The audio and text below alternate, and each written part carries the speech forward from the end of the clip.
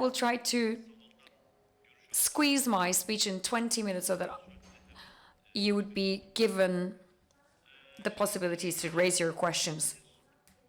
Yes, universal basic income is not directly related with poverty, but poverty can be a point of departure for us to elaborate in what universal basic income is and struggle against poverty. And this has entered into the agenda of Turkey back in 1998 after the emergence of the development plan. So having an income below this standard is the benchmark that we take into consideration. So as a result, there's this average level of income, or a threshold is designated by it. So those who are below this designated threshold are defined by this. Actually, when you look at the root causes are not impacted by it. The symptoms are tried to be cured. So there are different schemes to cure this issue. But basically, there are those concepts like absolute poverty, etc. According to Aysin Kalaycıoğlu, describing poverty based on income is because of the fact that the social and moral issues are neglected. As the previous speaker, as the professor said, one has to give a general right-based problematic or concept while handling the problem in question. So poverty is the deprivation of rights.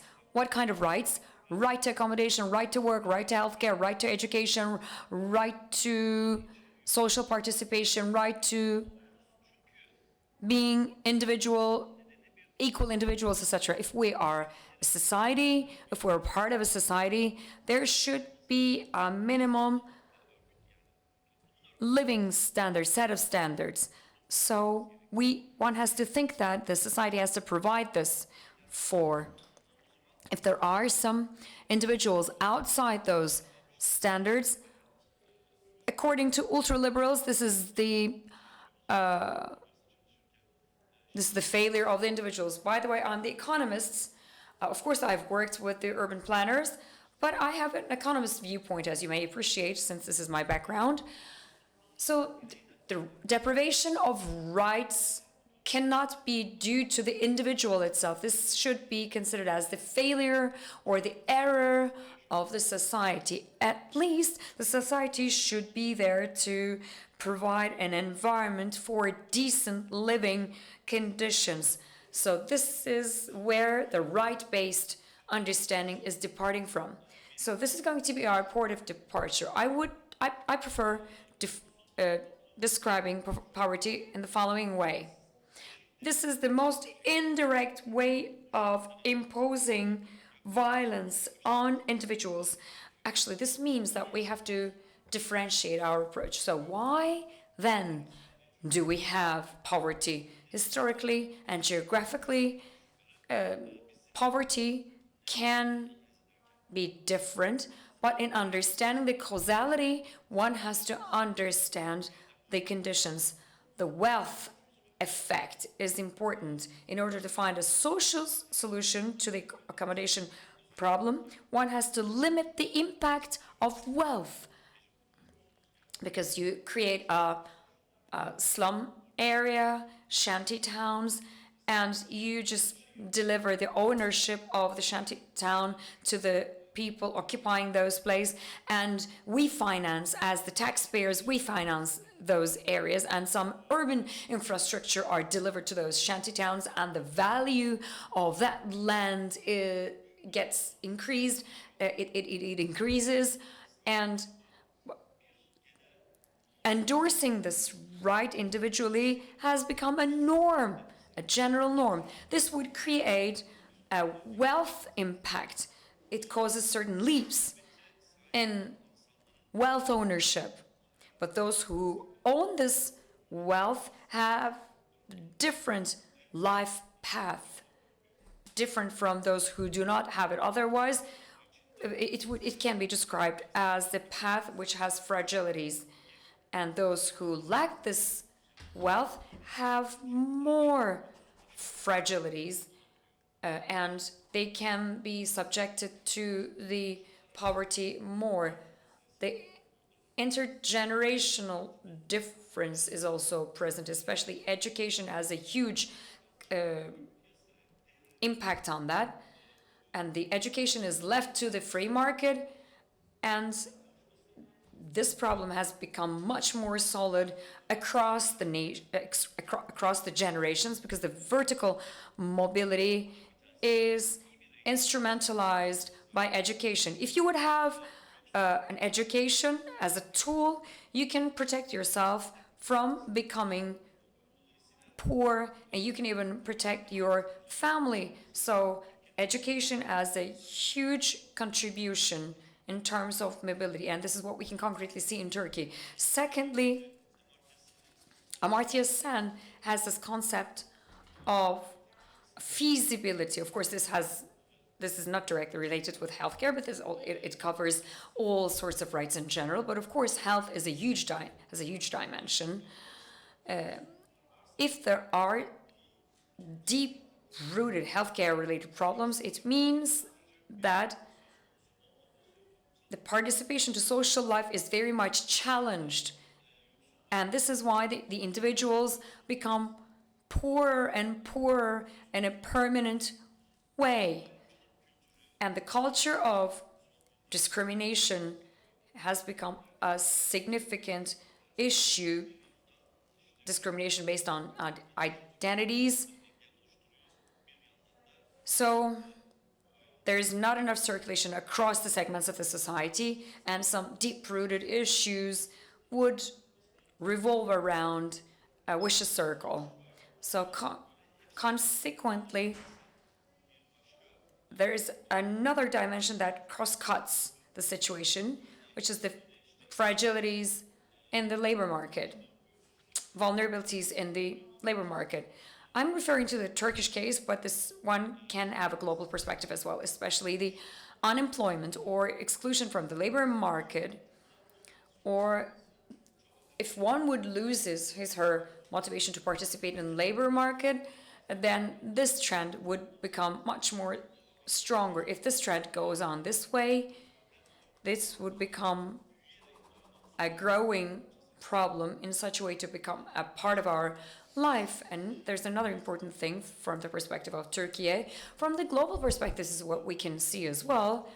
There are huge discrepancies amongst the global regions. The migration and together with the climate crisis, the interregional discrepancies can be so important from the perspective of migration and unemployment, etc. So this is how one can describe the deprivation of rights. Deprivation on the access to rights can be created as a result of those conditions. So why do we make reference to poverty? But there are some potential threats one has to mention. As the previous speaker, professor, said, neoliberalism has become widespread, and neoliberalism has three phases to my mind. Phase number one started by mid-70s and it lasted until the end of 80s, and the states used to be an actor in the economic activities, but privatization took place and the public organizations have lost their entity as being a regulator. Factor number two is that the public services have been privatized. Can you imagine accommodation, healthcare, education, all the fundamental public services have been privatized. The poverties got deeper and the mid-class collapsed as a result of this potential. And more than that, this problem has become permanent across the generations. which is a cross-cutting issue. And the discrepancies were given this repulsive environment to get scattered across the segments of the society, across the generations. Phase number 3. So, person as a public figure itself is devastated.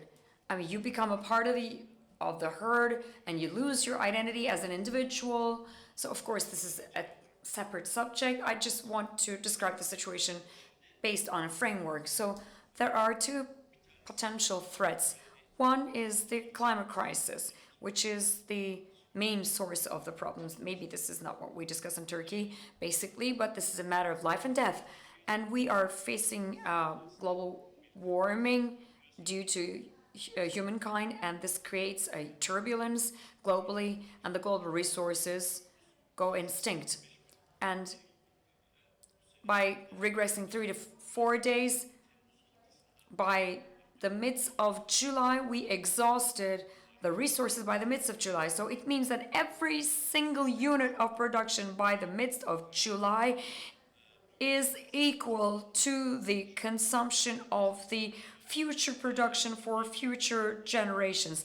This is ended in June in Turkey.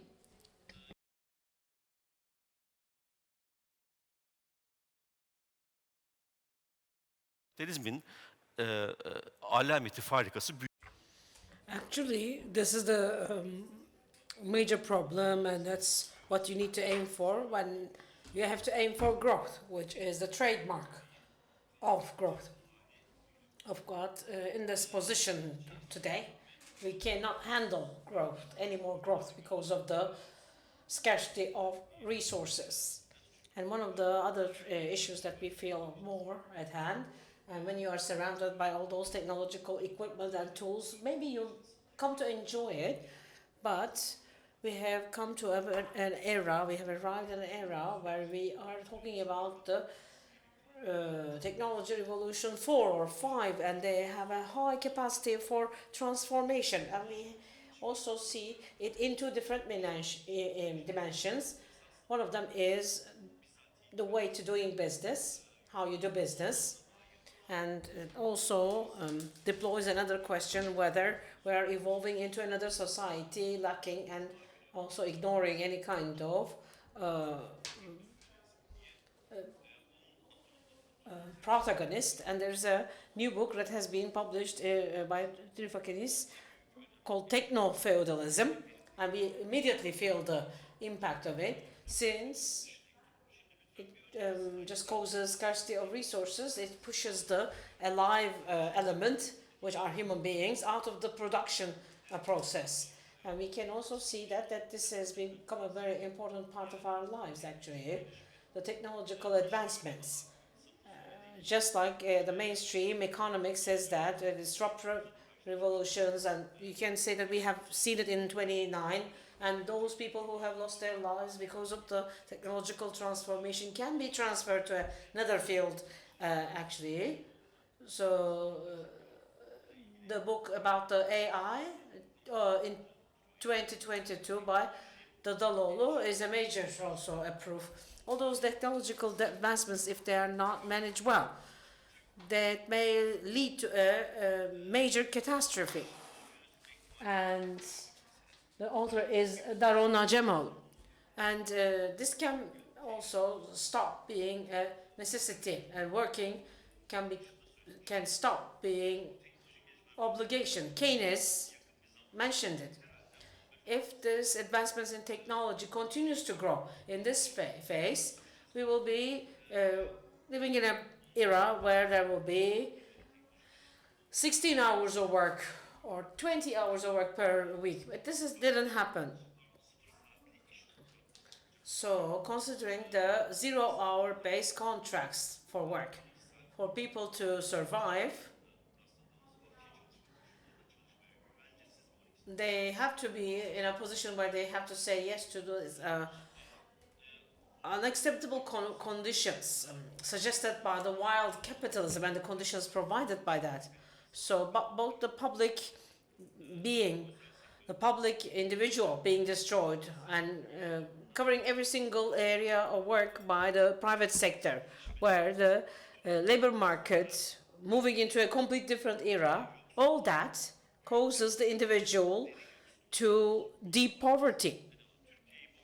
And also we can see Turkey as a lab, and the scene is obvious. There's no middle class and there's no intermediary, and the impact is direct. So it should be right-based one. The poverty against, the struggle against poverty should be right-based. And for almost 25 years, we are fighting against poverty. And of course, the methodology is something that we do not, of course, approve. And we have discussed it in detail. It's not about being, it's not a matter of being charitable. It's not being about being good Samaritan. It's a violation of basic human rights. So that's the point that we start talking about this universal basic income. Because all that struggle, all the fight that we have provided against poverty, which are the conventional, traditional ones, saying, send your children, I'll pay you. And do this, get paid this much, is based on a conditional access. And also based on cash basis. So the main assertion of the universal basic income says that if an individual at the age of 18, if they come of age, is a normal individual, when they are in a position where they are able to exercise all the rights given to an individual unconditionally, should have a minimum income transfer. So this is one opinion. This is quite old, traditional. This has been discussed. This has been under discussion since the 17th and 18th century, and I have taken this table from IMF to show you the different dimensions of the discussed universal basic income. And this is also an indicator that it is published in by an IMF document, and this is an article that sees the subject through 4 authors. One of them is Milton Friedman, who is in favor of universal basic income. And also may just force our colleagues on the left-hand side saying what is happening. Of course, the universal basic income disrupts and detaches the bond between the minimum working requirement and also changes the balance. So it's a revolutionary change. So, but the context matters here, how it just detaches. If this detachment, if it is about democracy and the capitalism and the democracy that causes that capitals, and if it is something that can be used to cancel all of that, because in feudalism there is no public space. In that matter, so all that attack on the public being of the individual, then it can work too. So it also has a couple of mechanisms, especially and based on a very ancient discussion between Friedman and Paine. They are looking at it as a social issue. They say that if we have resources with the governments, there's no need to waste all those resources of the state, which are already limited on these people, individuals. We can have a community-based, society-based one, so that we can just take the burden off the shoulders of the state. But that's exactly what we are talking about.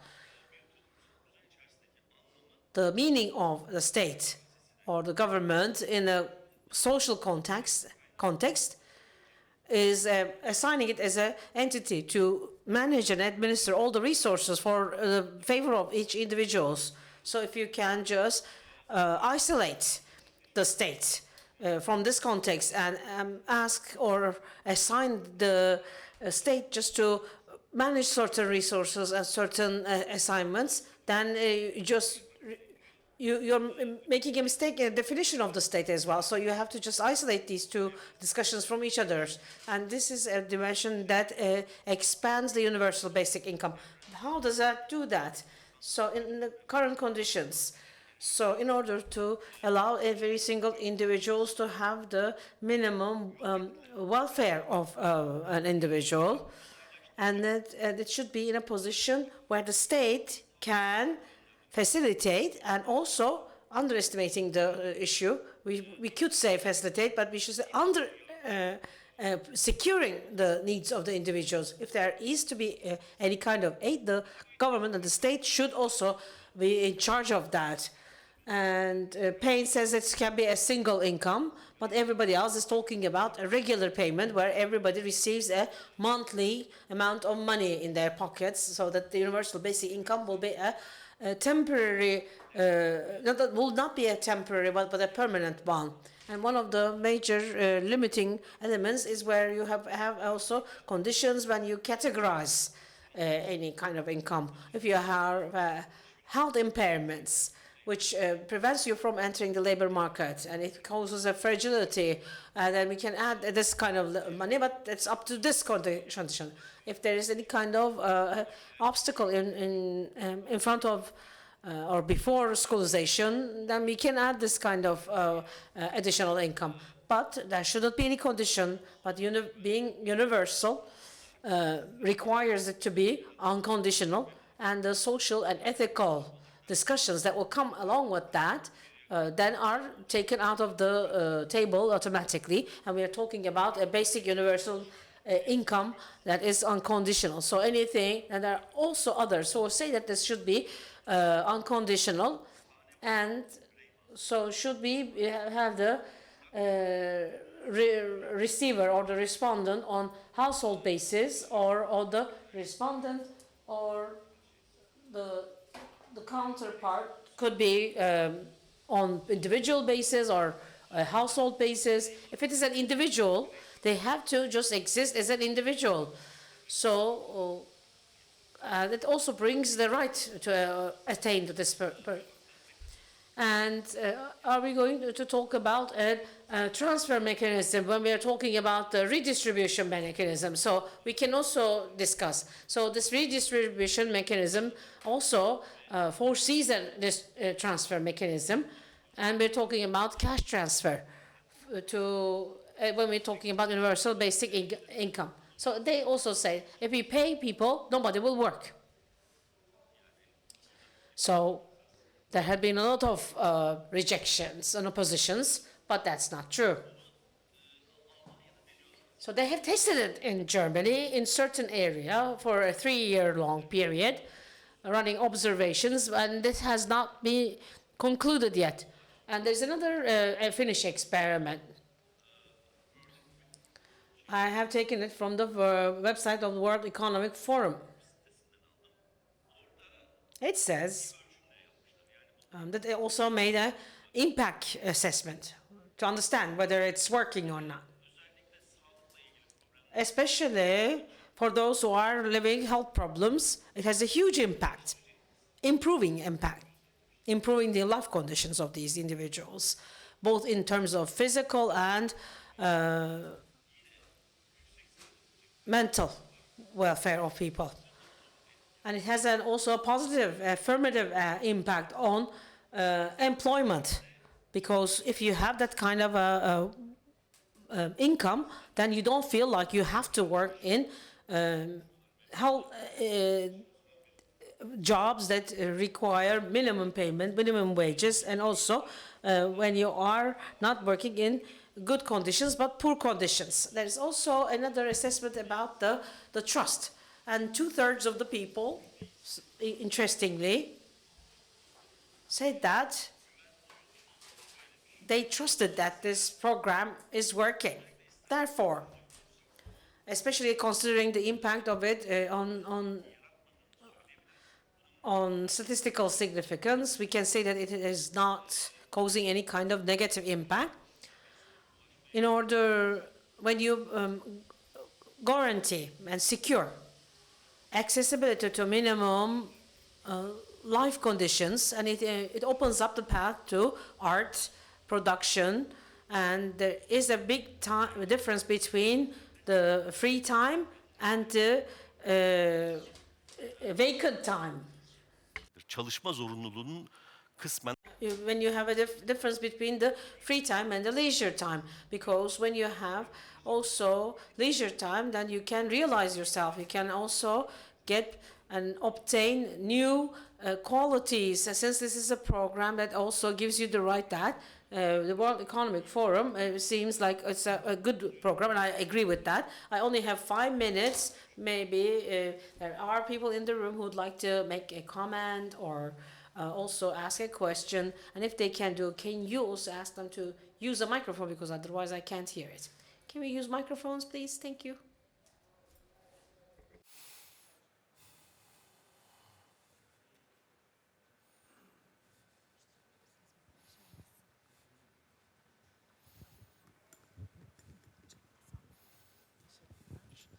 Siz evrensel So you're talking about the universal basic income, and I'm curious, compared to the rest of the world, based on the income level, the universal basic income, is it above the standard or below the standard? You mean you want a figure? Okay. So the universal is not a scale, but a statement. It doesn't tell you about differences in number of or figures, but it tells you that it is what the sufficient amount would be for everyone. So it's about a problem or an issue of source allocation. So when you have all kinds of planes, airports that you don't need the planes to arrive, or when you have bridges that no one passes over, as I remember it properly, it says like unnecessary investments in the environment. So if you can reallocate your resources to the necessary destinations and the actual place where it's needed, if you can also make the calculations, you can provide and you can establish this minimum welfare. Ayşe Bura is one of the most prominent and first promoters of this issue. They made a calculation. The money that is allocated, the public funds allocated to fight against the poverty, if you can add a little bit of it, so if you can add any kind of integrate the resources from the private funds, then it's sufficient to provide this kind of a basic income like everybody else has in a universal level. We have a question over here. Hello. So we talked about the right to food in this morning here where you were standing. So where you were mentioning about the rights, you didn't mention the right to food. Yes, I have forgotten. So when we're talking about the right to food, we're talking about the same issues that are 80%, because the social protection, everything that you have covered, are actually used in solving the major problems in the scarcity of food, and especially one of the major problems, which is poverty and the universal basic income. Can we also use it? Is it just because you forgot to say, or is it because? So no, I just forgotten about that. And contrary to what it may have seemed, I definitely mentioned about the right to food a lot, and there's a dimension of food. For example, the food prices in Turkey. And we also cover a program, a TV program on Mediascope. And one of the most striking issues had been about the basic rights and the prices. And the increase in the prices, especially in food, is over 20%. These are numbers by the TUIK. About the issue of food, we covered it a lot. I would like to just summarize it in 2 minutes, if you allow me, because it's a very, very important subject. So, contrary to the global trends, the food prices in Turkey is above the average inflation, and there's a reason for it. So, according to a lab study, Turkey has been turned into a rentability country. You see this kind of rentability mechanism in the highly developed countries, like in housing and the other ones. The biggest rentability mechanism is established in the highly developed country. And here is the reason why the food prices are going sky high in Turkey. For example, about the wholesale food market of Antalya, there is a price index, there is a price and the amount. So that's the only index that is established covering the prices as well as the amounts of the wholesale prices for food. And a very good colleague of mine, a good friend of mine has been publishing, and that's how I know that. Antalya wholesale food market is the main food market. The announced price is established and decided in the wholesale market in Antalya. So when we carry out these kind of prices, these are the markets where the main competitive prices are defined. Since 2016, the amount of tomatoes that have been sold in the wholesale market, if it was 100 in 2016, it's like 18 or 19, because it's 1/5 of what it used to be. So where did it go? Outside the wholesale food market. Maybe we know that the production has increased, and maybe if it has been above the 20, then it has come down to 15. According to the last version of the law of wholesale food markets, the direct purchasing right allows certain companies to ask the farmer to produce exclusively for them, so that they won't be selling all the produce to be sold directly to the wholesale market. So they are working outside the whole supply chain. That's why the announced prices are increased, and the total value that comes out of it artificially as a rentability goes up to 3 to 4. So it's not only going to them, but it's also sold to tourism, to export, but it's very simple. In the previous law for the wholesale food markets, everything was to be sold in the wholesale food markets, and that's why the prices are artificially bloated or artificially blown up. And there is a new discussion about and perhaps we will be able to discuss it in the next couple of shows or so. And that is going to make it a complete disaster. I haven't read it yet, but based on the conversation that I had with Orhan, and Orhan Düz also is one of the parties, and I have to mention his name, and he mentioned that it's going to be even worse. This is something that is created. Maybe one of the examples is tomatoes, but there are other examples and it has a direct and deep and dire impact on the poverty, because in the budget of the poor people, the biggest, of course, share is with food when the prices are on unbearable level. So they go into destroyed and unwanted and excessive and tarnish food. And when you etki it may be just then directed to adulterated food, which causes poverty to become permanent and the fragility to be a much more dire one. Thank you very much for reminding me that. Here's another question. So it's very interesting. You have also separated into 3 different actions for neoliberalisms. That's what I have thought in the third section. The dominance of private sector, emergence of private sector, and transfer of state power onto the private sector. You did not talk about it. It started with the second phase as of the midst of the 1990s in the world and in Turkey at the ministerial level. We started to see the business persons at the level of ministries. This was related with phase 2. Phase 3 is much larger than the container itself. In Gazete Pencere, I started to write a column on it, on anti-politics. I will elaborate on the details, but technology and anti-policy has economic repercussions, and I will be writing some columns in Gazete Pencere and Medyascope. I will tackle these issues. We do not have time to elaborate on them. I know that we have many questions. Professor Özdem, I think you have a question. Let's pass the microphone. I'm sorry, I'm not able to see you. It's you, Candan. Hello, thank you very much for this beautiful speech. Actually, I'm working in food as well. Based on what you recently said, the capital itself is consolidated itself.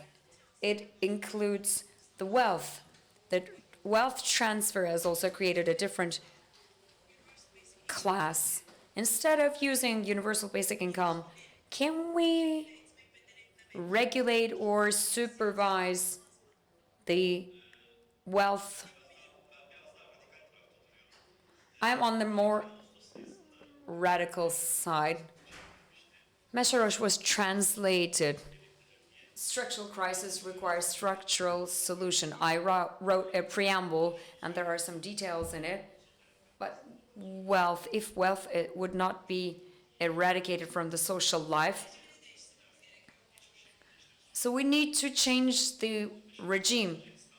In Hungary, back in 1956, Mesharosh left Hungary, so was 16 or 17 years old, and he passed away in 2016. We don't have Turkish translations of the books. There are some criticisms by this writer on Russia. There's this long book called Beyond Capital, and the first initial 200 pages explain why the Russian socialist system failed.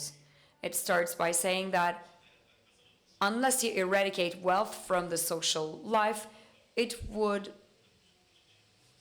strangle you. And of course, it makes reference to other things as well. Professor Haluk, we know it so well.